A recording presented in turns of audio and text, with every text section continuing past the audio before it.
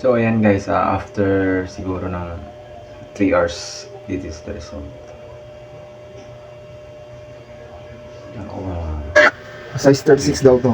So, yan na po yung resulta na ginawa natin sa loob ng kulang-kulang na 4 na oras. Ayan, sinukat ko pa. Kasya naman, di ba? So, ayan guys, umpisa na natin. So, mag-uumpisa nga tayo ngayon sa 30 stitch o single chain kasi yun yung gagawin natin pattern. So, medyo pinas-forward po natin yung ating video kasi masyado tong mahaba. Malaki yung kakainin natin na oras, so maraming data yung masasayang, wala pa tayong wifi sa pag-upload.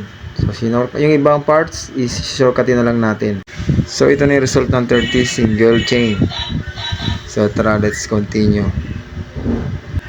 Yung materials palang na gamit ko rito is brand ng Monaco.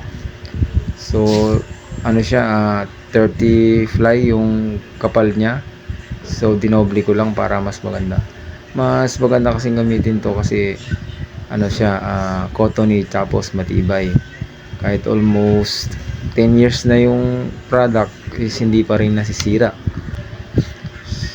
So ayan guys, ito na yung resulta ng ating ginawa. Almost 1 hour. Yan na yung first cup. Ayan, nasukatin pa natin. So saktong sakto. Gising ko sa umaga, kinontinuous ko agad tong ginagawa ko. Hindi pa ako naghilamos, nagmumug, o nagkakape. Basta ang nasa isip ko is tapusin muna to kasi. So ayan, natapos na natin yung 2 cup ng ating top crop. So ayan guys, after siguro ng 3 hours, this is the result.